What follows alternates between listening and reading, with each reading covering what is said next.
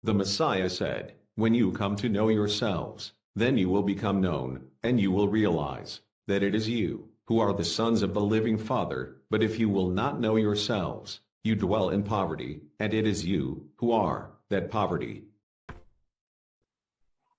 Okay. Wait lang.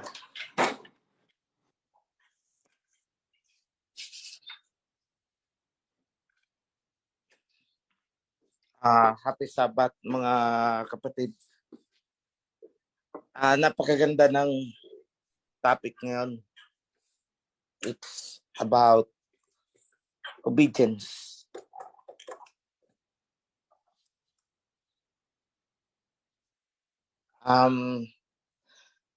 Alam niyo mga kapatid, matagal ko na itong pinakikinggan na obedience.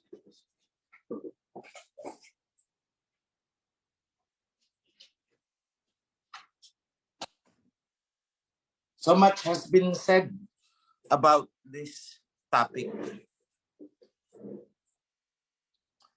From the priesthood.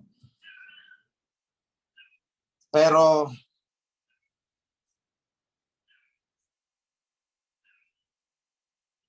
what would I say?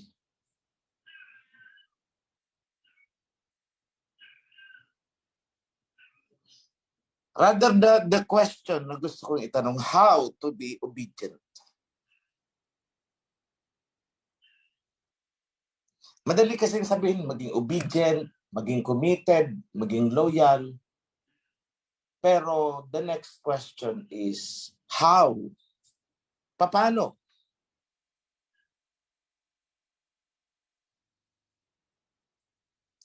So, sa dinami-daming topic about obedience, walang sinumang nagtalakay upang sagutin ang tanong na paano ba maging obedient? O sinasabi natin, dapat tayong maging obedient. Covenant. Dapat tayong maging loyal. Pero ang tanong, paano?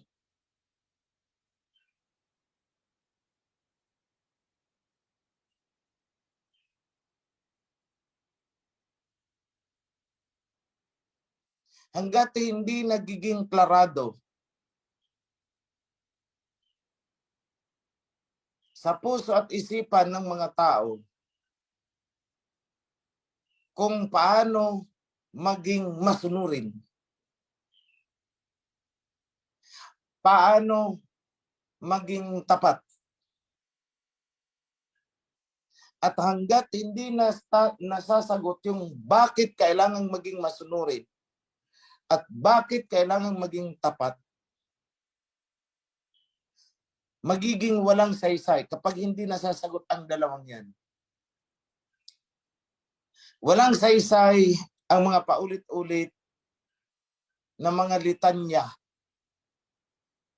tungkol sa obedience and loyalty. I tell you, and I address this question especially to the priesthood and to the officers. Palagi kong naririnig sa inyo ang obedience as you admonish and rebuke the kawan. Palagi kong naririnig yan sa inyong loyalty.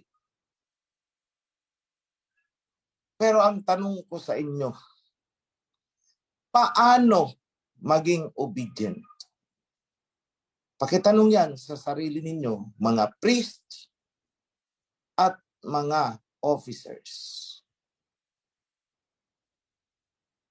At pagkatapos yung masagot sa inyong sarili yung paano maging obedient, paano ba gagawing maging masunurin ang inyong sarili?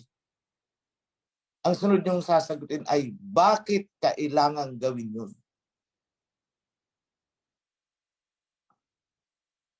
The how and the why. Tapos na kasi ang what eh. Alam na ng kawan. Kaya nga sila pumasok sa covenant. Kasi gusto nilang maging masunurin. Kaya nga sila nagpasakop sa covenant. Kasi naando na yung sinasabi nating submission. I want everyone. No one is exempted. This time, to reflect on the question, how?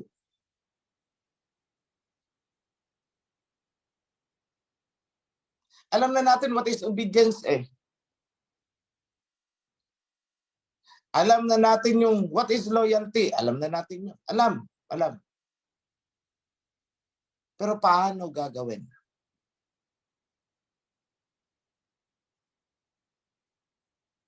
At bakit kailangan gawin? Those two questions ang hindi ko pa naririnig na maituro ng priesthood. Maybe nababanggit pero hindi nabibigyan ng diin. And I want to see the implementation starting from the priesthood themselves. As an example, bilang halimbawa, do not create the impression that I am castigating the priesthood. No. Ang sinasabi ko lamang is the priesthood should give emphasis.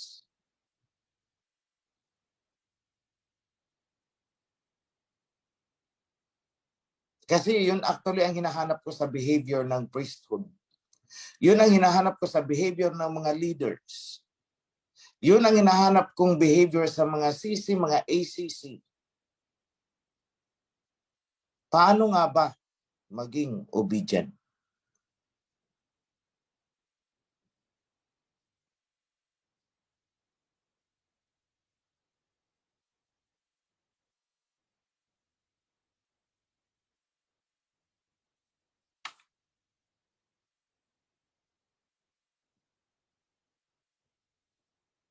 Kasi hanggat hindi niyo alam yan kung paano.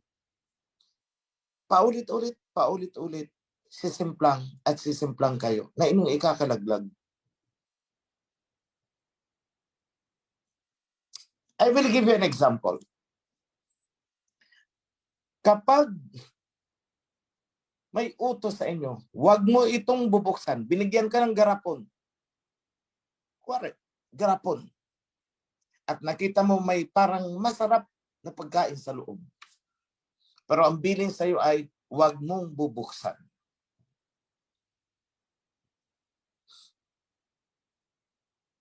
Ang iba, bubuksan yan. So there is now the violation.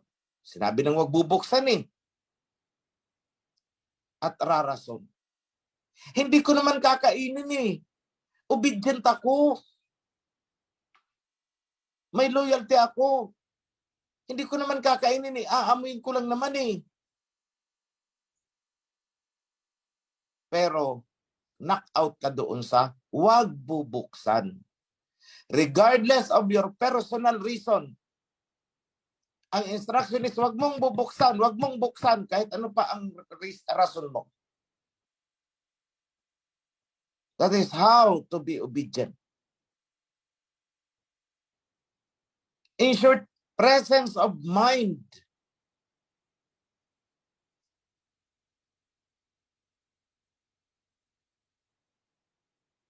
Hindi magiging obedient ang sino man na may pansarili.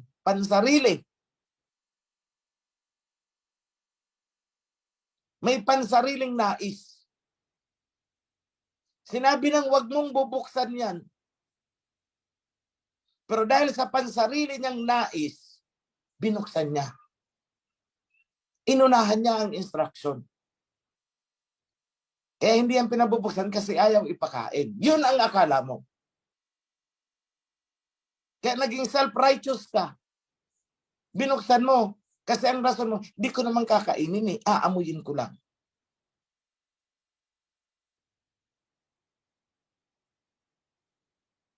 Kaya nung ikaw ay sinita, palusot ka. Hindi ko naman kinain eh, inamoy ko lang.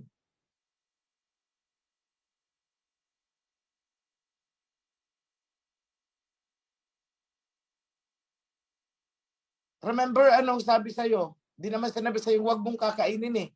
Ang sinabi sa'yo is huwag mong kakainin, huwag mong bubuksan. Hindi sinabing huwag mong kakainin. Ang sinabi ay, huwag mong bubuksan. Kaya hindi ka pwedeng magrason bandang huli na hindi ko naman kinain eh. Binuksan mo.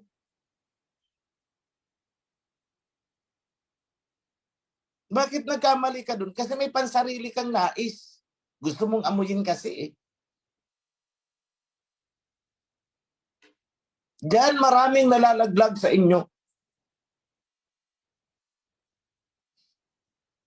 Sabay iiyakan ako. I hate that.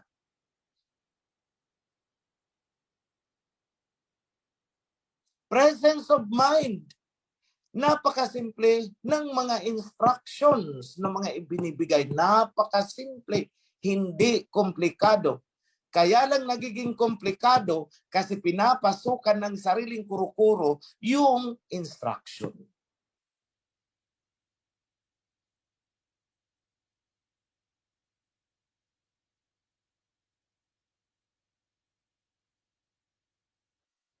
Last time, it was Feast of Tabernacles. Ako at saka si Prime Senen, pinagkaisahan namin ang isang topic na dapat i-include, ituro din. Yung tamang pananamit. Kailangan maintindihan ng mga tao, ganito pala. Kailangan turuan ang mga tao kung paano ipapaliwanag pag may nagtanong sa kanila na kayo ba'y mga Muslim? Dahil ganyan ang inyong kasuotan. So the instruction was, turuan sila kung paano sumagot. So what happened? Dumating doon sa punto, nagpatong-patong ang mga kuro-kuro, hanggang dumating doon sa point na may nagdi-demo na sa harapan. Dumating doon sa punto na may nag-release na ng instruction na, huwag nyo nang susuotin yan. Ganito na ang susuotin, dapat ganito. Wala naman akong utos na ganun eh. Ang utos lang ay turuan ang mga kapatid paano sumagot.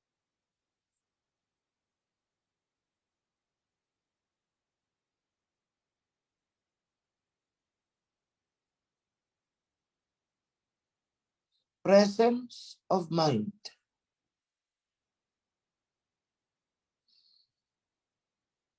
Another.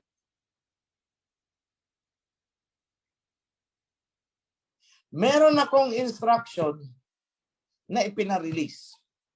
Paano ang flow, ang galaw ng tao during the Feast of Tabernacles, yung last day.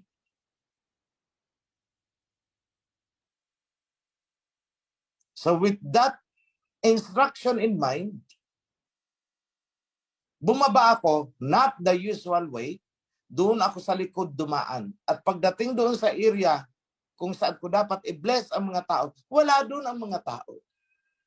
Kasi mali ang instruction. Mali yung pagpapatupad. Walang presence of mind.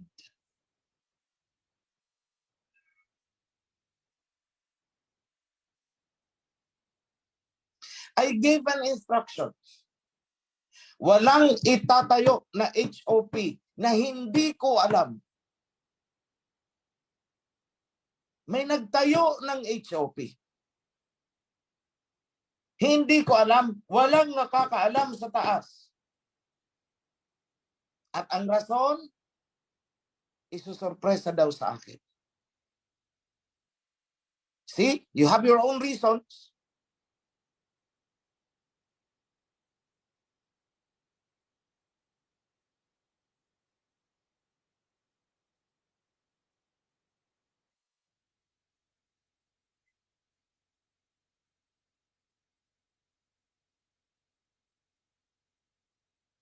I have an instruction. Walang magsusulisit ng mga donations na hindi namin alam at walang pahintulot.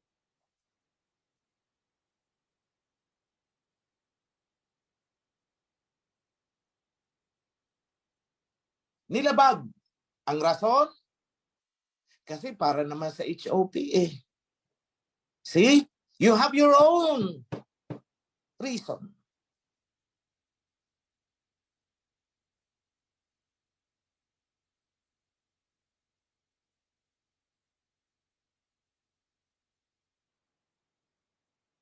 I have an instruction. Kung saan kayo pinakamalapit na catchment during clustering, doon kayo magre-report.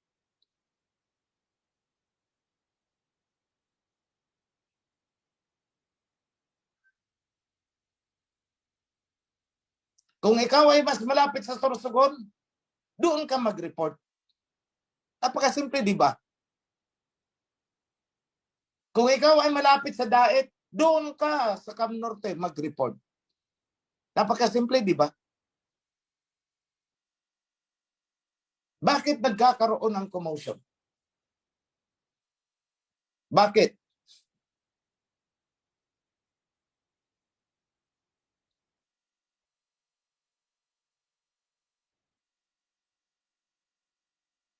Kasi ginagawa niyong komplikado ang instruction. Kayong mga nagpapatupad ng instructions.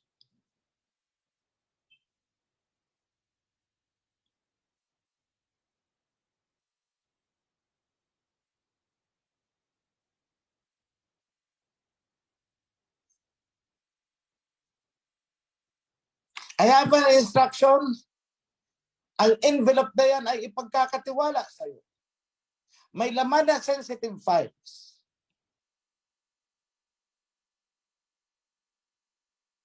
Bakit mo ililik? Kasi you have your own reason. See? Pansarili. Pansariling nais ang kailangan nyong kontrolin. Kasi pag hindi ninyo nakokontrol ang mga pansarili ninyong nais, at kapag kayo ay nahuli nang nagpa-violate ng rules, magpapalusot kayo ng magpapalusot. Pero anong problema? Pansariling nais ninyo ang nagiging sagabal sa sinasabi ninyong obedience. So kung ako ang tatanungin ninyo, ano ang dapat matutunan ng kawan sa usaping obedience? Anong dapat unahin para maging obedient? Unahin yung ituro. Alisin mo muna ang pansarili mong nais. And that applies even to the enforcer of the rules. Mahirap kasi kung ikaw leader, kung ikaw ay sisi, kung ikaw ay priest, na may pansarili kang nais. Anong nangyayari? You distort the rules to please your own desire. Woe to you.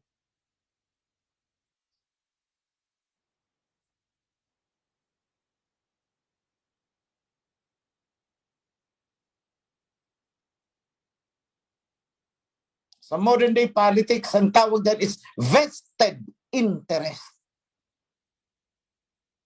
Alam niyo sa akin, hindi talaga ubra ang mga vested interest. I tell you, huwag na kayong magtangka, mapapahiya lang kayo.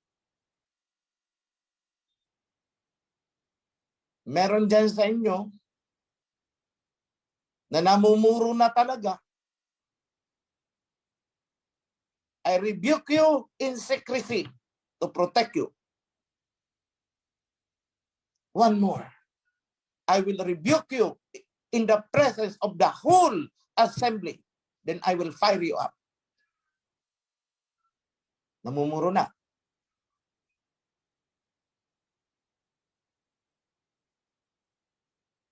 I hate to do this. I'm not happy to do this.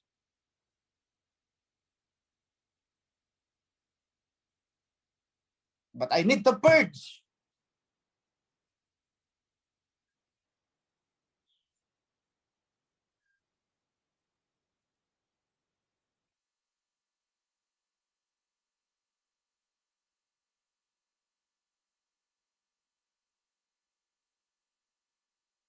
Local elections.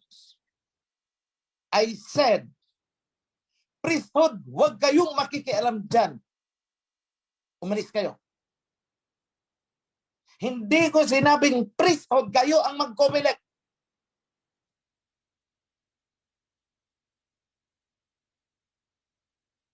Hindi ko sinabing priesthood, kayo ang mag-poll watcher.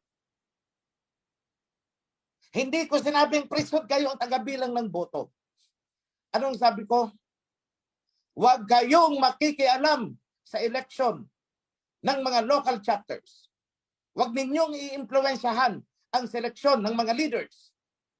Priesthood, napakasimple niyan. And then you preach obedience. Where is obedience?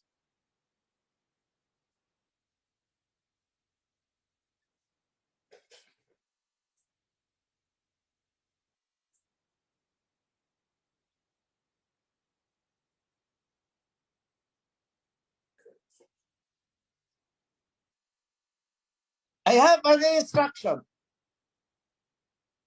Priesthood, wag niyong i-implementahan ang decision-making ng local, ng interior and local governance.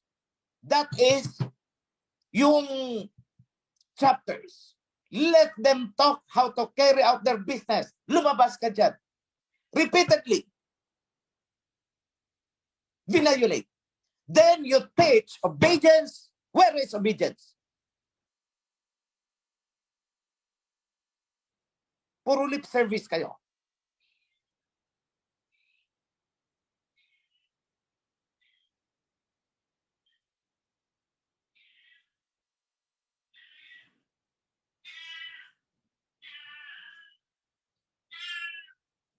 I don't want to keep this internal.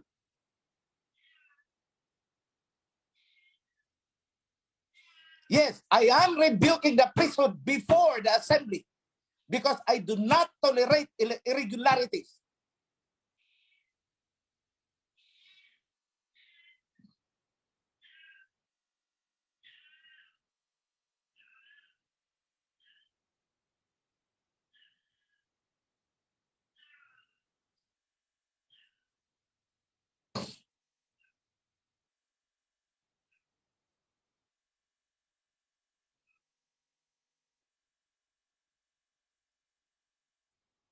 Lahat kayo. You teach obedience.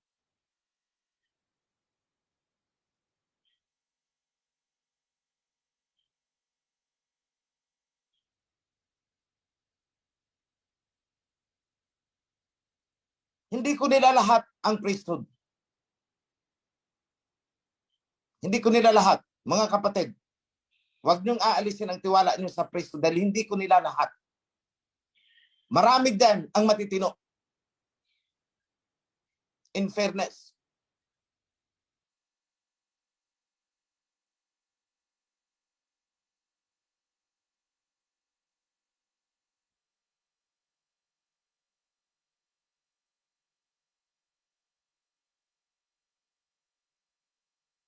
I have an instruction. Alagaan ninyo priesthood. Mga priest, alagaan ninyo ang imahe ng priesthood. Dahil pinaghirapan ko ang priesthood na muling maibalik. Ingatan ninyo ang reputasyon at imahe ng priesthood.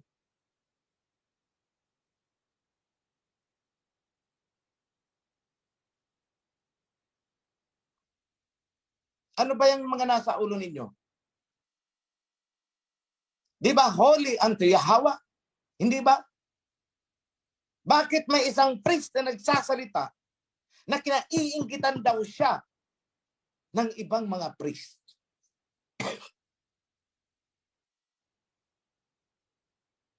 At may mga nakarinig na kawan at nakarating sa akin.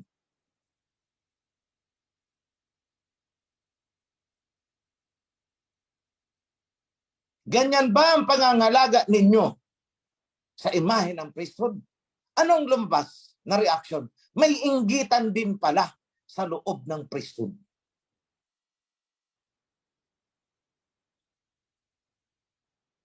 Priesthood is only one. Kapag isa sa inyo, dyan sa priesthood, ang nagsalita na kinaiinggitan ka, kabilang ka ng priesthood, ikaw din pala, isa rin inggitero. Namumuro kayo sa akin. This time, I rebuke the priesthood in the presence of all the assembly. I will never tolerate irregularities in the priesthood. I would rather dissolve you. Wasakin ko kayo.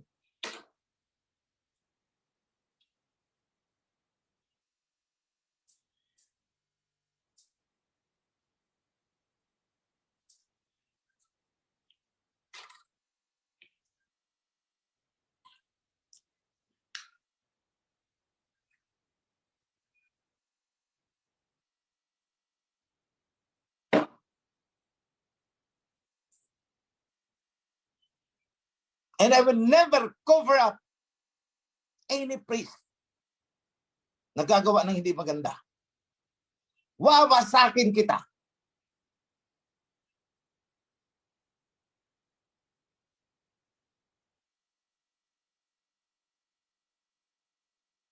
Ayaw mong tumino? Ayaw niyong tumino?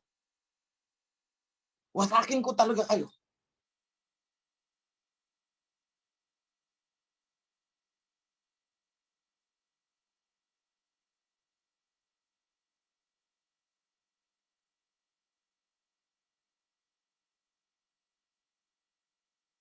Pasensya na, kawan.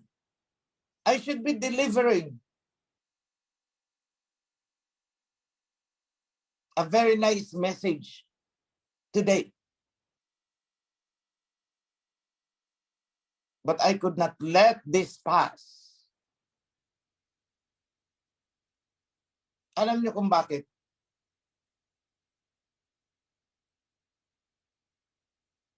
While I rebuke the priesthood, I am saving them from abomination.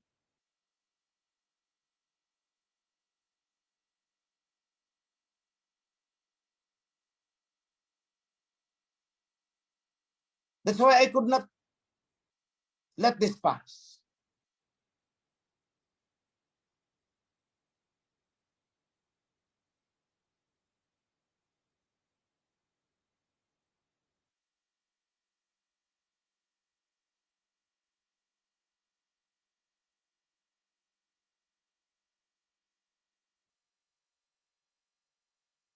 Kasi kung bulok ang priesthood, mabubulok ang kawan. I need to purify the priesthood. Kung hindi mapapurify, wasakin ko kayo. I tell you, wawasakin ko kayo.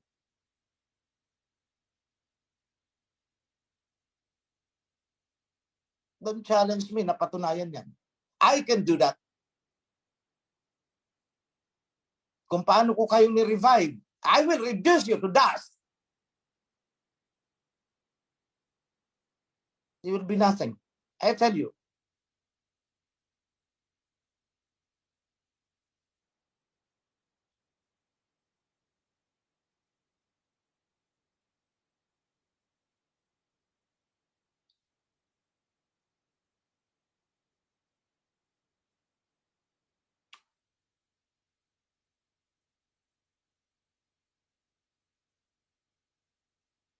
Ako nang nakikiusap sa inyo. Huwag nyo akong pilitin na-implement sa inyo something that is already at the corner of my mind. I am about to do it. I'm warning you.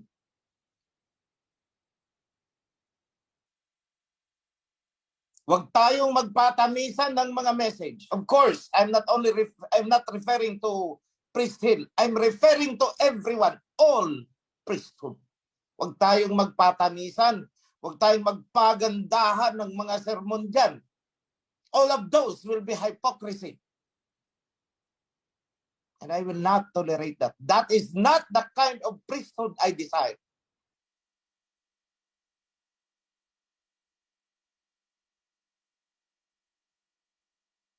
Examinin niyo muna ang mga puso niyo.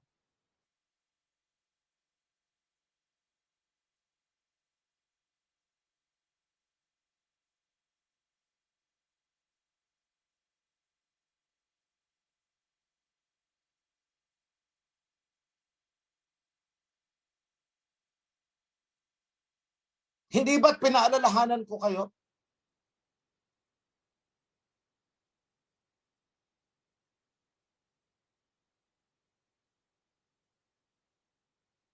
Kadali nyo namang makalimot.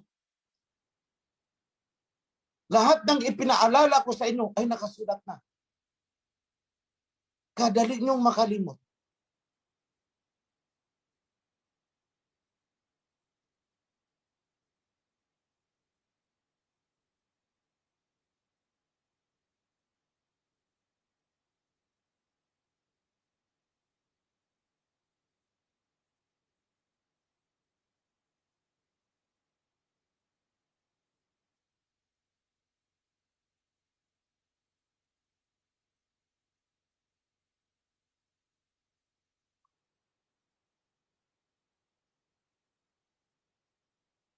The blessings to the kawan should flow through the priesthood.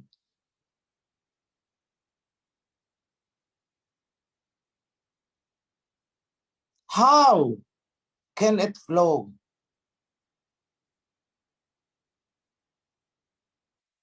Through a priesthood that is distorted, impure. How? Paano?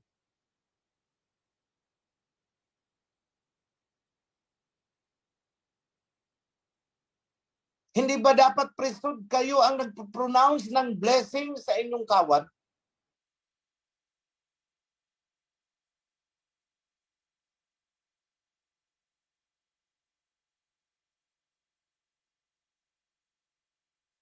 When was the last time na binasbasan nyo ang kawan?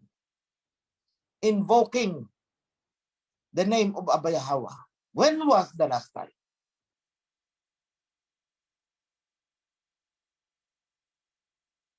Kailan?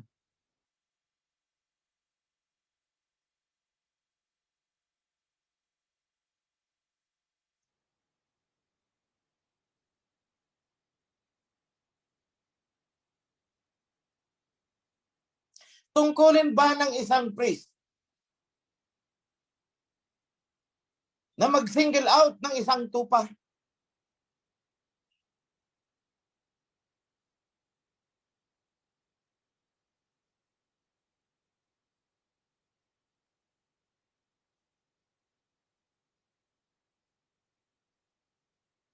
Tama ba na i-single out mo ang isang tupa at ikaw may isang grupong inaalagaan?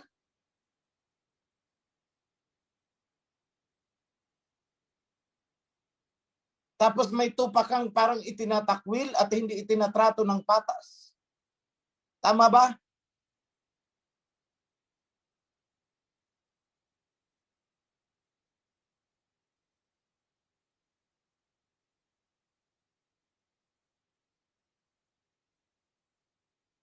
Tama ba na pagtulong-tulungan nyo ang isang kawan, ang isang miyembro ng kawan, to the point na nakikiusap na sa inyo, napakasay atakihin na? Tama ba, priesthood?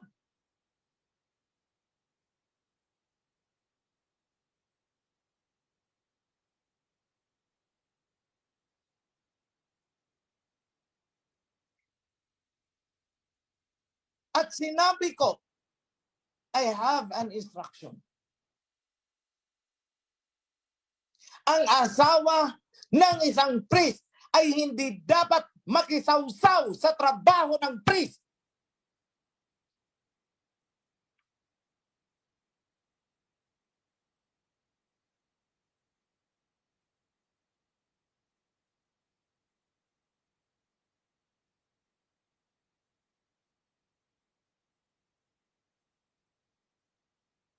Hindi na nga tama ang ginagawa ng priest. Sumausaw pa ang asawa. Sumausaw pa ang chapter coordinator.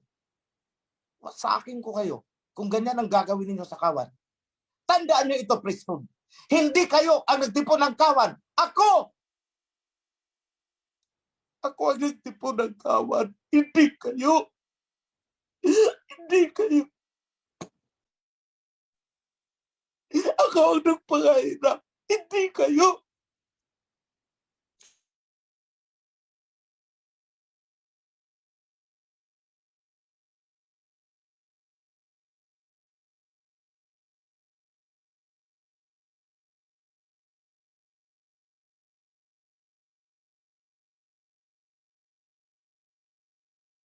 Dumating kayo mga priest.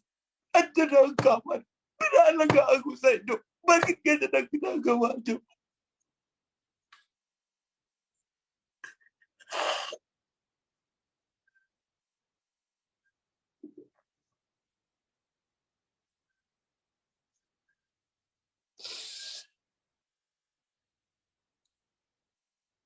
Akala nyo sa inyo ang kawan. Hindi sa inyo. Hindi nyo kawan yan. Tagapag-alaga kayo. Bakit ganyan ang ginagawa nyo?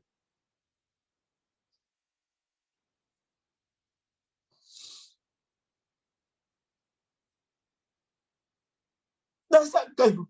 Nung wala ako.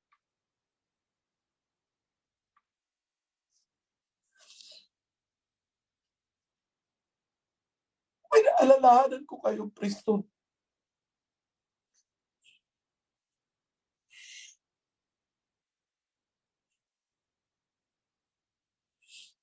Sa mga casual nating pag-uusap, marami akong mensahe ibinigay sa inyo. Pero hindi nyo sinunod.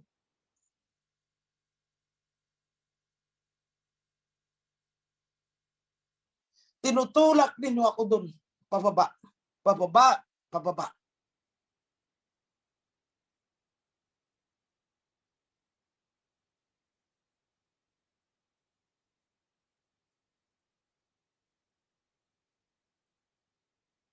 Now it's happening. Basahin nyo. I will smear you with the dung of the cow. That is not what I am doing at you, priesthood. Ang kasunod, wawasakin ko kayo. I tell you.